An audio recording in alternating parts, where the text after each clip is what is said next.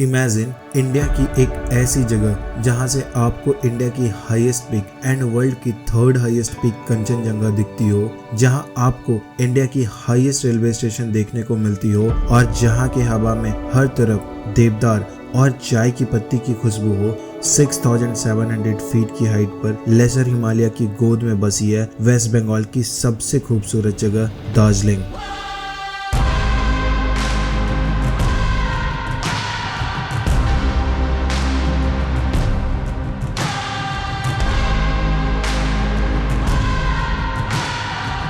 Darjeeling initially Sikkim का part हुआ करता था, बट 18th सेंचुरी के अप्रॉक्स नेपाल ने सिक्किम पे एक अटैक किया और दार्जिलिंग को नेपाल का पार्ट बना लिया।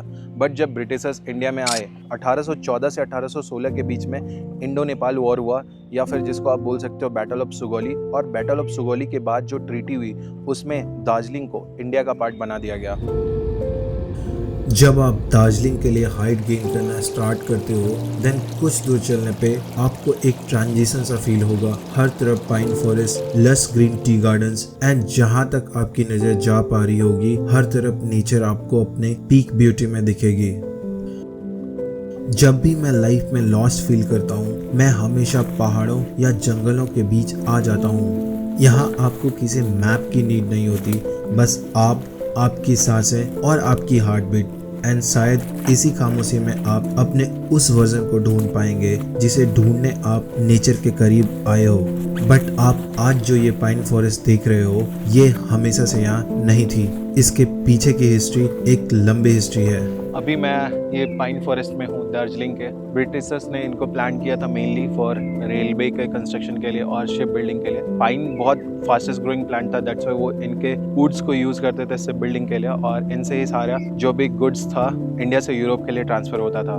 ये है देवदार के पेड़, और समहाउ ये यूरोप में बहुत ज़्यादा पाए जाते हैं, तो उनको एक इन्वायरमेंटल सेम फीलिंग के लिए भी उन्होंने यहाँ पे प्लांट किया था।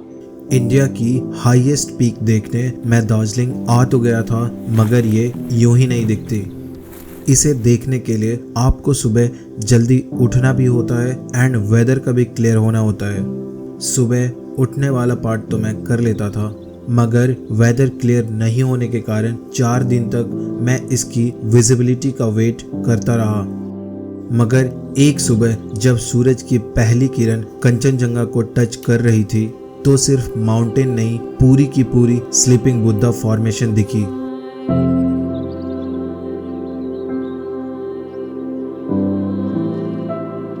फाइनली यही वो व्यू है जिसके लिए मैं यहाँ तक आया था। स्लीपिंग बुद्धा रेंज का जो व्यू है आपको दिख रहा है, तो ये वाला जो पार्ट सामने दिख रहा है, ये समहाउ इट लुक्स लाइक कि बुद्धा सो रहे हैं एंड बुद्धा का वो सर है, और ये वाला जो पोर्शन ऐसा फील होता है कि ये उनका बॉडी है, एंड वो वाला पोर्शन लेग की तरह फील होता है। अगर आप गौर से देखेंगे तो आपको इस फॉर्मेशन में फेस जो कि कुंभकर्ण माउंटेन से बनी है, चेस्ट जो कि कंचनजंगा से बनी है, एंड लेग्स कबरू माउंटेन से बनी हुई दिखेगी। ये सारे माउंटेन्स मिल करके एक फॉर्मेशन बनाती है जिसे देख आपको फील होगा lord Buddha himself is sleeping over there. Darjeeling में मैं किसी एक चीज की बात करूं जो 150 साल से भी पुरानी है और आज भी दार्जिलिंग को ग्लोबल स्टेज पे एक अलग ही आइडेंटिटी दिलाती है, तो वो है यहाँ की famous tea leaves. Year 1800 British India के टाइम पे ब्रिटिशर्स ने टी प्लांटेशन चाइनीज ट्रेडर्स को compete करने के लिए स्टार्ट करा था। बट यहाँ की क्लाइमेट कंडीशन, ठंडी हवा, high elevation and rich soil के वजह से यहाँ की चाय इतनी अच्छी क्वालिटी की प्रोड्यूस हुई कि कुछ ही टाइम में ये वर्ल्ड फेमस हो गई। यहाँ से हर साल सिर्फ 10 लाख केजी ही टी प्रोडक्शन किया जाता है। दार्जिलिंग टी को एक खास मेथड से प्लग किया जाता है जिसमें 2 लीव्स एंड 1 बर्ड्स होते हैं। ये मेथड ही है जो दार्जिलिंग ब्लैक टी को ग्लोबल स्टेज पे खास बनाती है। मगर कितनी खास? इतनी कि ग्लोबल मार्केट में इसकी कीमत 1.2 लाख रुपीस पर केजी तक चली जाती है। इतनी limited production and amazing taste की वजह से दार्जिलिंग टी को ज्योग्राफिकल इंडिकेशन टैग मिला है, जिसका मतलब है सर्टेन एरियाज में ही ग्रोन टीज को दार्जिलिंग टी कंसीडर किया जाएगा। इसकी प्रोडक्शन इतनी हाई क्वालिटी की है कि इसे 80 से भी ज़्यादा कंट्रीज में एक्सपोर्ट किया जाता है। इस टी को ग्लोबल रिकॉग्निशन इतनी कमाल की मिली कि इसके ट्रांसपोर्टेशन के लिए बनाया गया दार्जिलिंग हिमालयन रेलवेज। ये 100 साल से भी पुरानी ट्रेन्स की आवाज़ आज भी दार्जिलिंग के कोने कोने तक सुनाई देती है। इन ट्रेन्स को आज भी स्टीम से पावर करना इन ट्रेन्स को सबसे खास बनाती है। इतनी लोड्स को एक साथ कैरी करने वाली ये टॉय ट्रेन सिर्फ 2 फीट की ट्रैक्स पे चलती है। ये इंडिया की हाईएस्ट रेलवे स्टेशन होने के साथ साथ यूनेस्को वर्ल्ड हेरिटेज साइट भी है। अभी मैं घूम रेलवे स्टेशन पे हूँ एंड आप पीछे देख सकते हो ये यूनेस्को वर्ल्ड हेरिटेज साइट है। पीछे आप देख सकते हो इट्स लाइक लिखा हुआ है वहाँ पे इंडियाज हाईएस्ट रेलवे स्टेशन। अब वक्त था इसे चढ़ के देखने का।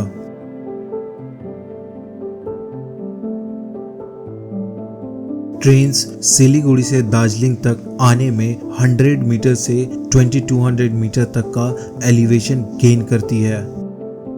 इसकी स्टीफनेस को कम करने के लिए उसमें है काफी सारे लूप्स, जिसमें से एक है बतासिया लूप।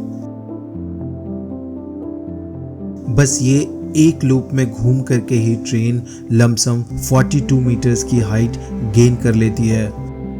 ट्रैक्स कहीं कहीं इतनी पास होती है कि वहाँ के लोकल शॉप्स एंड ट्रेन्स के बीच की दूरी 1 फीट से भी कम की होती है। कभी कभी एक जगह को समझने का सबसे अच्छा तरीका होता है वहाँ का एरियल व्यू। दार्जिलिंग का एरियल व्यू ले पाना पॉसिबल था वहाँ के रंजीत वैली रोपवे से। ब्रिटिश इंडिया के टाइम पे इसे टी गार्डन्स के स्पेकुलेशंस के लिए बनाया गया था। जब आप केबल कार्स में होते हो आपको एक कंप्लीट टी गार्डन का अल्ट्रा वाइड व्यू मिलता है, जो आपकी ड्रोन लेंस से नहीं बल्कि आपकी नेचुरल लेंस से कैप्चर हो रही होती है। वन थिंग जो मेरे को बोलना है कि लाइफ में पैसे सेव करो एंड घूमने निकलो। एंड ऑफ द डे जब आपका जीवन समाप्त हो रहा होगा आपके पास आपका मेमोरीज ही रहेगा। आपने जो भी किया है इस दुनिया में या कुछ कंस्ट्रक्ट करा है, अचीव करा है, वो सारा कुछ यही रह जाएगा। बट ये मेमोरी है जो आपके एंड तक आपके साथ रहेगा।